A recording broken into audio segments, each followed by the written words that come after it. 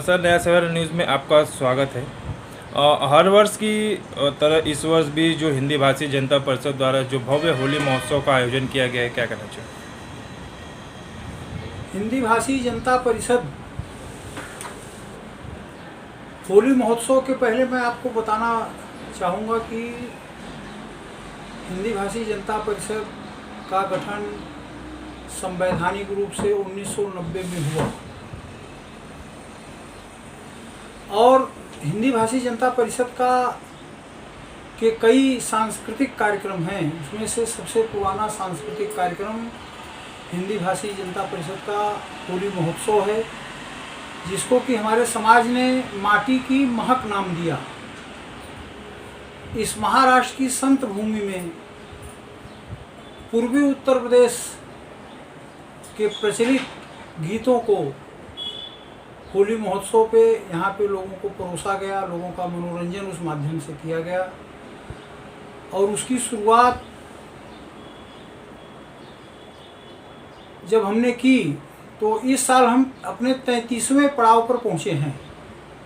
33वां पड़ाव अर्थात इस साल हम लोग होली महोत्सव 33वां होली महोत्सव मनाने जा रहे हैं। और होली महोत्सव में हमारा जो मूल उद्देश्य है, होली महोत्सव कई संस्थाएं मनाती हैं, अपने अपने स्तर से सबका अपना कार्यक्रम है, लेकिन फूहड़ता को कोसों दूर छोड़ करके अपनी बेटी के साथ, अपनी बहन के साथ, अपनी माँ के साथ हम इस कार्यक्रम को देख सकते हैं। ऐसा होली महोत्सव हिंदी भाषी जनता परिषद का सिर्फ और सिर्फ एक ही उद्देश्य है कि अपनी स्वच्छ और सरल संस्कृति को हम लोग इस संत भूमि में भी जागृत रखें। इसी उद्देश्य से हम हिंदी भाषी जनता परिषद के माध्यम से, कार्यकर्ताओं के माध्यम से लगातार इस वर्ष भी हम होली महोत्सव मनाने जा रहे हैं। इसमें भोजपुरी जगत की दो प्रसिद्ध कलाकार निशा दुबे और माही, क्या नाम है उनका, उसके साथ साथ अनिल जायसवाल, ऐसे कलाकारों को हम लोग इस साल बुला रहे हैं। पिंपलेश्वर महादेव मंदिर में हमारा कार्यक्रम है, मानपाड़ा रोड, बंगोलीपुर पर।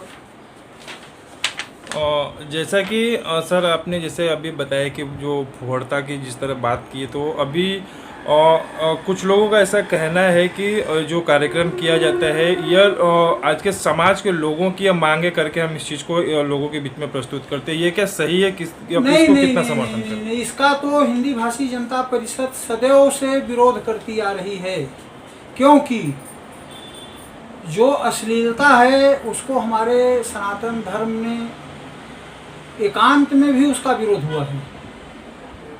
और मंच पे हम अगर अश्लीलता परोसते हैं तो हमारी संस्था नहीं, हमारे पूरे समाज का जो है वो नाम खराब होता है। अभी तमाम बियर बार यहाँ पर हैं, बियर बार में अश्लीलता परोसी जा रही है, फूहड़ नृत्य किए जा रहे हैं, फूहड़ गाने गाए जा रहे हैं। उस पर भी अगर सरकार का प्रतिबंध है तो उस चीज़ को हम सार्वजनिक रूप में प्रस्तुत करें, ये कैसे संभव होगा? होली महोत्सव ये हमारी एक संस्कृति है, हमारी एक सभ्यता है, हमारी उस संस्कृति की विरासत है। तो विरासत जो है वो फूहड़ हो, लोग तो बहुत कुछ मांग कर सकते हैं, वो अपनी मांगों को पूरा करने के लिए उनके और भी माध्यम है, उसको पूर्ति करें। पूर्वांचल की एक ऐसी लोकगीत है जो कि कजरी, जो आज के समय में जिस तरह से लुप्त होती दिखाई दे रही है, आज के जनरेशन को वो चीज़ पता नहीं है। लेकिन फिर भी हिंदी भाषी जनता परिषद जो इन सब जो ऐसे संस्कृति, ऐसे लोकगीतों को जो आज भी लोगों के बीच में प्रस्तुत करके लोगों के बीच में जो जिंदा रखने का कार्य करती है, उसके लिए देखिए, हिंदी भाषी जनता परिषद जब संस्था का गठन हुआ तब से लेकर के आज तक हम लोगों का यही प्रयास रहा है कि जो हमारी विरासत है सांस्कृतिक विरासत, उसको हम कैसे सजोएं, और सजोएं ही नहीं, उसका हम कैसे विस्तार करें। इसी श्रृंखला में हम लोगों ने, अगर अतिशयोक्त नहीं होगी तो शायद महाराष्ट्र की यह पहली संस्था है कि जिसने लगातार 25 वर्ष तक डोंबिवली की सांस्कृतिक नगरी में कजरी महोत्सव मनाया। 2018 में हम 25 वर्ष पूरा किए और उस साल हमने लोकगीत की सामग्री मतलब रानी बोल सकते हैं उनको, मालिनी अवस्थी का कार्यक्रम 25वें वर्ष किया। उसके बाद कोरोना काल आ गया, 20 में कोरोना काल आया, 19 तक हमने कार्यक्रम किया था, 19 में हमारा 25वां वर्ष हुआ था। कोरोना काल के बाद तभी तक हमारे कुछ भाई डोंबिवली में उस कला का अपने ढंग से आयोजन कर रहे हैं, तो हम लोगों ने सोचा शायद अब हमारी आवश्यकता पूर्ति हो गई, तो हिंदी भाषी जनता परिषद के माध्यम से कजरी लगातार हम 25 साल तक कराए और जन जन तक डोंबिवली में कम से कम हम कजरी लोगों तक पहुंचाए।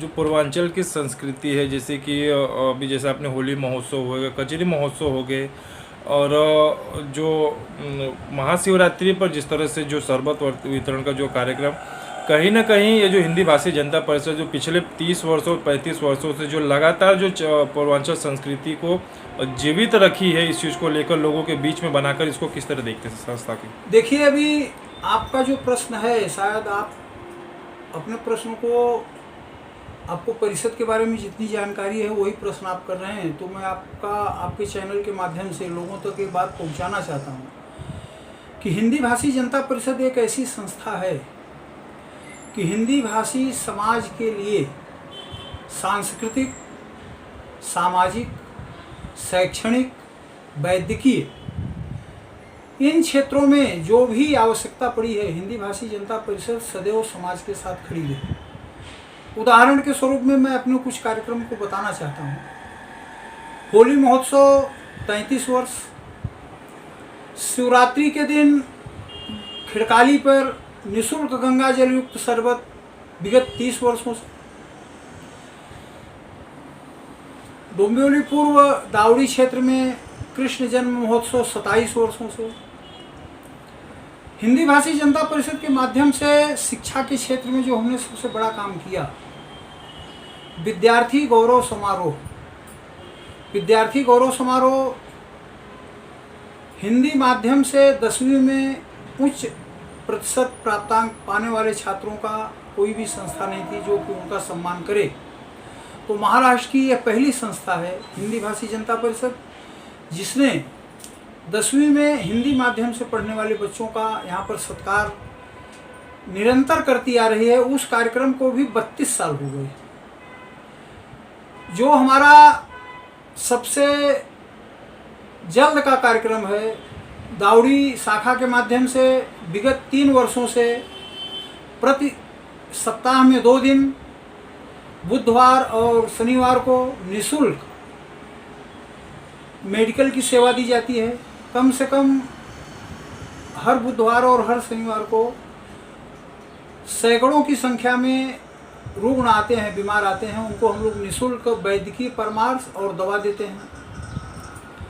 दावड़ी में हिंदी भाषी जनता परिषद के माध्यम से काली माता मंदिर की भी स्थापना की गई, जिसको वहाँ के हमारे जो शाखा अध्यक्ष डॉक्टर गौतम हैं, उनके नेतृत्व में भली भांति चल रहा है।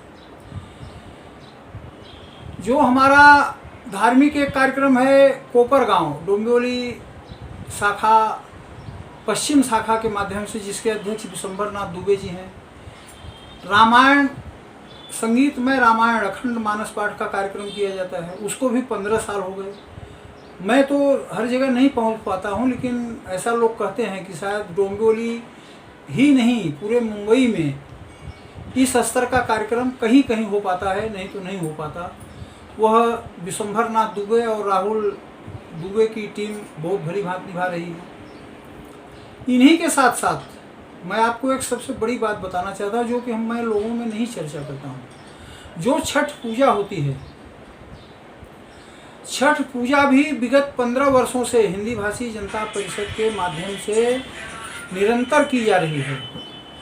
और ये छठ पूजा, मुझे जो जानकारी है कि यही एक छठ पूजा इस थाने जिला में है जिसमें कि 300 महिलाएं पूरी रात वहाँ पर शाम का अर्घ देने के बाद सुबह के अर्घ देने के लिए वहीं पे इंतज़ार करती हैं। और कोलेगांव शाखा जो है हमारी, उसके हमारे अध्यक्ष लव विश्वकर्मा और उपाध्यक्ष रवि मेहता के माध्यम से वह एक अभिनव कार्यक्रम होता है कि 300 महिलाएं वहाँ पे रात भर रुकती हैं और उनको पूर्ण विश्वास है कि हिंदी भाषी जनता परिषद के माध्यम से हमारी सुरक्षा की पूरी जवाबदारी इनके ऊपर है। और हम लोग भली भांत सुबह सूर्य को अर्घ दे करके जाती हैं। विश्वकर्मा पूजा भी हम कोलेगांव शाखा के माध्यम से मनाते हैं और वह भी एकदम भव्य और दिव्य पूजा है। कम से कम 5000 लोगों का भंडारा किया जाता है। भंडारा के साथ 17 सितंबर को वहाँ पर विश्वकर्मा पूजा की जाती है और 18 सितंबर को भव्य भंडारे के साथ वो पूजा का समापन किया जाता है। इसके पहले कोरोना काल, जो कि पूरे भारत क्या पूरी दुनिया के लिए एक अभिशाप होकर के आया था, मैं आपके चैनल के माध्यम से बताना चाहता हूँ कि पुरानी बातों को तो दोहराना नहीं चाहिए, लेकिन फिर भी लोगों को जानकारी होनी चाहिए कि 18 महीने लगातार हिंदी भाषी जनता परिषद के माध्यम से कलवा से लेकर के अंबरनाथ, बदलापुर, सहाड़, अम्बिवली, टिटवाला, यहाँ तक कि मुंबई नगर जो है वहाँ पर भी अगर आवाज़ आई है तो हमारे कार्यकर्ता एक वैन लेकर के वहाँ भी पहुँचे हैं। और सिर्फ अनाज ही नहीं, अनाज के साथ साथ टेलीफोन रिचार्ज कराना, उनके घर में गैस नहीं है वो पहुँचाना, और उसके साथ साथ हम लोगों ने जो ट्रेन की सेवा सरकार ने शुरू की थी, तो उस समय के नगर विकास मंत्री श्री एकनाथ शिंदे साहब के माध्यम से जो भी यहाँ के स्थानीय पुलिस स्टेशन हैं, 5 पुलिस स्टेशन हैं, उनमें जो है एक वहाँ से सूचना थी कि भाई हिंदी भाषी जनता परिषद के कार्यकर्ताओं की जो लिस्ट जाएगी उनको आपको पहले ही व्यवस्था करनी है। तो हम अपने साधन से उनको घरों से ला करके स्टेशन तक पहुँचाते थे। उनको रास्ते के लिए जो भी खाद्य सामग्री है दी जाती थी, कुछ पैसे दिए जाते थे। गांव में पहुंचने के बाद आपके पास पैसे नहीं रहेंगे तो आप अपना संसार कैसे चलाओगे। सबसे बड़ी बात तो ये हुई कि बिहार कैमूर जिले के करीब 100 रिक्शा वाले, मैंने उनको मना किया कि आप लोग मत जाइए भाई, रुकिए यहाँ पर आप लोग, लेकिन वो लोग बोले नहीं दुबे जी हमको जाना ही है। तो 100 रिक्शा लेकर के वो लोग यहाँ से चले। 100 रिक्शा में 400 लोग थे। बोला ठीक है जाइए। जब मिर्ज़ापुर से उनका फ़ोन आया कि अब हमारे पास कोई भी संसाधन नहीं है, अगर कैमूर पहुंचना है हम भोजन कर लेंगे तो रिक्शे में डालने के लिए पैसा नहीं रहेगा, पेट्रोल नहीं डाल पाएंगे, या तो भोजन करें। तो हमने कहा ठीक है भाई आप पेट्रोल की व्यवस्था करिए। बनारस राजा तालाब के पास 400 लोगों को मैंने वहाँ पर भी यहाँ के माध्यम से भोजन की व्यवस्था कराई। वहाँ पर हमारे एक रिश्तेदार हैं दीपक तिवारी जी, उनके माध्यम से। फिर उन्होंने कहा कि हमको सुबह हम पहुँचेंगे कैमूर, हमको सुबह के भी नाश्ते के लिए टिफ़िन तैयार करवा के दीजिए। तो इन कामों को करने के बाद मैं अपने आप को, कोई एहसान नहीं है समाज के ऊपर, समाज का जो सामाजिक ऋण मेरे ऊपर है, तो वह ऋण चुकाने का कार्यकर्ताओं का एक प्रयास था और हम लोगों ने किया और आगे भी करते रहेंगे। लेकिन सबसे बड़ी बात यह है कि समाज में फूट डालने का काम, समाज में संगीत के नाम पे अश्लीलता का काम, समाज में द्वेष फैला करके छोटा बड़ा काम करने का काम, ये जो समाज के तथाकथित लोग, चंद लोग ये कर रहे हैं, उससे समाज प्रभावित हो रहा है। तो मेरा एक समाज बंधुओं से आग्रह है कि जो समाज में अच्छा काम करे, जो भी हो, मेरा कहने का तात्पर्य नहीं कि मैं ही सबसे अच्छा काम कर रहा हूँ, तमाम संस्थाएं हैं वो अपने धन बल, अपने रिसोर्स से जो भी बन पड़ता है सभी समाज का काम करते हैं। लेकिन समाज में फूहड़ता, समाज में अश्लीलता, समाज में संस्कार की बात न करना, जातीय संस्थाओं को लेकर के बढ़ावा देना, इसका मैं भाई मन से मेरा विरोध है, क्योंकि हम लोग यहाँ पर अगर एक रहेंगे तो हमारी शक्ति का हमेशा विस्तार होता रहेगा। और सर किसी भी कार्यक्रम को शुरू करना तो आसान होता है, लेकिन उसको विगत लगातार जिसको 25 साल 30 साल तक निरंतर जारी रखना एक सबसे बड़ी संगठन की जो सबसे बड़ी शक्ति और एक उसको जो विश्वास माना जाता है, वो काम जिस तरह हिंदी भाषी जनता परिषद द्वारा चलाया जा रहा है। देखिए, इसमें सबसे बड़ी बात जो ये है कि ये बात मैं खुले शब्दों में तो नहीं बोल पाऊंगा, लेकिन निश्चित निसंदेह जो खानदानी लोग हैं, जो कोई उद्देश्य लेके काम करते हैं, जिनका कोई एम है, जिनका कुछ लक्ष्य है, वही लोग जो कार्यक्रम शुरू करते हैं कि इस कार्यक्रम तो हो जाएंगे, लेकिन इस कार्यक्रम से समाज में मैसेज क्या जाएगा, संदेश क्या जाएगा, वही संस्थाएं कार्यक्रम की निरंतरता दे पाती हैं। जिनका कुछ उद्देश्य नहीं है, 10 लोग जमा हुए, 10 लोग पैसा इकट्ठा किए, कार्यक्रम कर लिए, उनका कुछ भी उद्देश्य नहीं कि ये कार्यक्रम अगले साल होगा कि नहीं होगा। तो कार्यक्रम शुरू करने के पहले ये विचार करना महत्वपूर्ण विषय है कि हम लोग इस कार्यक्रम को कितने दिन तक करेंगे और इस कार्यक्रम का उद्देश्य क्या है। बगैर उद्देश्य लिए जो भी कार्यक्रम होते हैं वो ज़्यादा दिन नहीं चलते हैं। मेरा जो अनुभव है मैं यही बता रहा हूँ। जैसे कि अभी महाशिवरात्रि पर जो यहाँ के डोंबिवली विधानसभा अधिकारी जो हैं और सागर दुबे ने कहा था कि हिंदी भाषी जनता परिषद जो आज एक विशाल वृक्ष की तरह खड़ा है, पूरे डोंबिवली से ठाणे कल्याण मुंबई से सब जगह से एक विशाल वृक्ष की तरह तैयार है, उसकी शाखाएं जिस तरह लोगों तरफ बढ़ रही है, उसको किस तरह संगठन की आप शक्ति देखते हैं? देखिए, संगठन की एक विशाल शक्ति, आज विश्वनाथ दुबे को कुछ करने की जरूरत नहीं है। उसका उदाहरण मैं आपको बता रहा हूँ कि महाशिवरात्रि 26 तारीख को थी, तो 26 तारीख को एक गांव में हमारे शिव मंदिर बन रहा है, तो मेरी इच्छा थी कि वहाँ पर भी एक विशाल दिव्य और भव्य पूजा का कार्यक्रम हो, तो इसीलिए मुझे मजबूरी में वहाँ रहना था। उसके बाद भी जो खिड़काली में कार्यक्रम हुआ उसमें कोई कमी नहीं है। और 26 के बाद, 26 फरवरी के बाद 1 और 2 मार्च को अखंड मानस पाठ का कार्यक्रम कोपरगांव में था। मैं उसमें 2 तारीख को दोपहर को पहुंचा हूं, लेकिन कार्यक्रम में कोई कमी नहीं आई। ये बताने का तात्पर्य है कि कार्यकर्ताओं की पूरी फौज हिंदी भाषी जनता परिषद के साथ खड़ी है। और मेरा जो उद्देश्य था, मैंने जो मेरे राजनीतिक गुरु, अब तो स्वर्गीय कहना पड़ेगा मुझे, स्वर्गीय राजनीतिक गुरु मेरे चंद्रमणि चौबे जी थे, उन्होंने मुझसे कहा कि हमारा उद्देश्य तब सफल होगा जबकि हमारे जैसे हमारे कुछ कार्यकर्ता जो हमारे नहीं रहने के बाद भी उस पथ पर चलते रहें। तो मुझे ऐसा लग रहा है कि शायद मेरी तपस्या अगर पूर्ण नहीं हुई होगी तो कुछ न कुछ सफल जरूर हुई होगी, क्योंकि आज के तारीख में 1-2 नहीं, कम से कम 50 कार्यकर्ता ऐसे हैं कि जो हिंदी भाषी जनता परिषद को अपनी माँ समझते हैं। पिछले साल की स्थिति थी कि एक ही दिन 3 कार्यक्रम थे,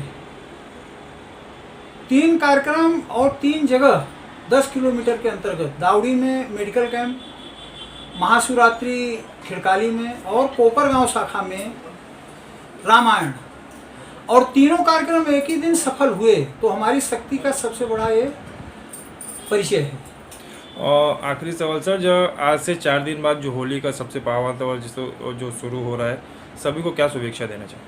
मैं सभी को शुभेच्छा ये देना चाहता हूँ कि होली जो है वो हमारा पौराणिक कार्यक्रम है, वैदिक कार्यक्रम, वैदिक एक त्यौहार है, पौराणिक त्यौहार है और ऐतिहासिक त्यौहार है। पूरे समाज को मैं इस आपके चैनल के माध्यम से ये संदेश देना चाहता हूँ कि आओ हम लोग सभी अपना भेदभाव, द्वेष, राग, मत्सर, घमंड को छोड़ करके और इन सभी चीज़ों को होली में समर्पित कर दें और खुले दिल से एक प्रेम की भावना से होली का त्यौहार मनाएं।